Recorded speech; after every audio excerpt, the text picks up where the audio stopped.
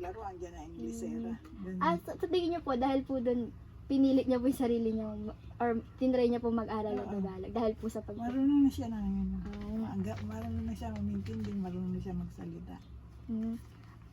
Sa tingin niyo po ba na na yung pagkabihasa niya sa English, nagkaroon po ng effect na mahirapan siyang matuto ng Tagalog or Filipino? Nung maliit pa siya, yung nagkikinder siya, sinubukan namin siya dun sa dyan sa, Tutor po. hindi, dun sa school na, dito sa, barangay. 3 araw lang siya dun eh.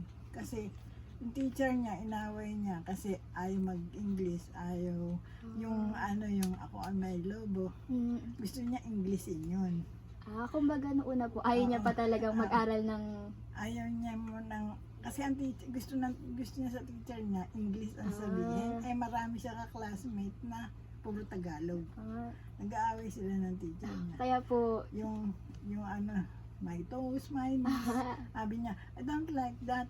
Gusto niya, paatod. Ayaw niya ng gano'n. Gusto niya, my toes, my knees, my shoulder, my head. Yon. So, kaya po tumigil siya. Tapos sabi ng teacher, ma'am, i-private niyo na lang po yun. Hindi po namin kaya. Kasi parang supervisor, hindi nakikinig. Kasi Tagalog. Ayaw niya. Pero, mga ilang taon po siya nag-try matutong Tagalog? Yung grade 3 na siya. Kusa niya na pong tinry na mag-aral o hindi, kinausap? Na. Doon niya na po Tinututor na yun. Pina-tutor niya na po siya para matuto siya. Natuto na. Okay naman po siya ng mga Natuto na siya. Ginusto niya Kaya na po. lang yung mga grades niya nung sa Pilipino. Medyo pero nito ngayon lumaki na siya, naging grade 4, grade 5, grade 6. Okay na. Okay na. Pero may nga na highest honor yan eh. Medyo nasanay na po siya. Alam niya na sa Pilipino, sa kaya lang, bago mag-exam, kailangan may tutor. May reviewer na tinututor muna. Hanggang ngayon pa, tinututor po siya? Nitong grade 6 siya. Tinututor pa po. Sa Pilipino, sa AP. Basta yung mga Pilipino subject. Tinututor po siya bago siya mag-exam. Ang gagawin ng teacher, i-Englishin muna. Yung Pilipino, ita-translate niya sa English para maintindihan. So bale, yung tinuturo po sa kanya, kailangan niyo pa pong i-English para po Ipapaliwanag. Ipapaliwanag po in Ito, English. in English. Para po mag-gets niya. Tapos, nalalaman niya na yun. Alam niya na sa Pilipino, alam niya sa English kung anong meaning nung gano'n. Pero po sa tingin niyo po kaya, mahalaga pa rin po kayang ituro yung Filipino sa mga bata? Mahalaga, kailangan niya. Pilipino. Kasi po, sa tingin niyo po bakit? Pilipino tayo, hindi naman tayo. Hindi. Kumbaga po parang, mas maganda po, second language na po. Hindi na namin yung ini-English. Tagalog na kami lahat. Nung maliit-liit pa siya, pwede. Ngayon, hindi na. Buti po hindi na siya ngayon naggalit. Hindi na. Hindi naman. Okay na sa tinatry kanya. niya talaga. Kaya lang minsan hindi niya mag-gets talaga. Sabi niya, ganun. Tapos tsaka niya po i-explain sa kanya palala para po mag-gets Yung niya. pinaka medyo malalim na Tagalog. Doon po, hirap pa rin po siya kahit sa mga malalalim Hindi po naman talaga. masyado na. Hindi na. Sa pagbigkas po, hirap. Hindi na. Hindi na Dati, po. minsan na, bawa, sabihin mo, wala ako. Sabihin niya, wala po daw yung love ng mama ko. Yung iba yung sinasasabi niya sa...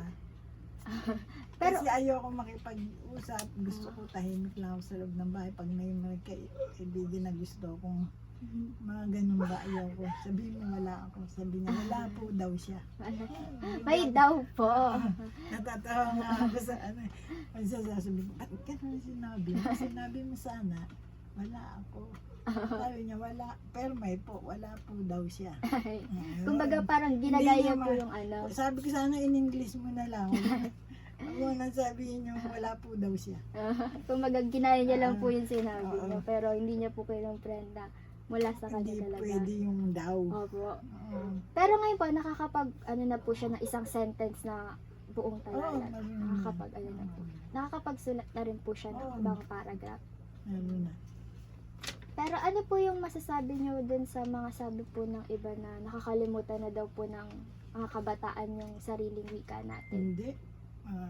Kahit pag kung ipag-aarali mo siya at ipapatuto mo sa kanya, hindi mo makakalimutan. Pilipino ka eh. Mhm. Pero sa tingin nyo po, umagri po ba kayo na mas tinatangkilik na po ng iba talaga yung English? Mas inaano po nila na first language na po para sa mga bata yung English language? Kasi yung iba, mas inaano na rin nila yung Tagalog. Pag nag-aral sila, nahihirapan din mag-English. Kailangan magbasa ng English. Hindi ba kakabataan dito ngayon pinapaano ngayon kasi hindi sila marunong magsalita ng English. Puro Tagalog. Hindi sila makabasa. Pantay lang. Kailangan pantayin mo Pilipino, English. Dapat pa balance lang po. Pares pantay po lang nilang yun. Kailangan yun. matutunan. Hindi, wag mo kakalimutan ng Pilipino.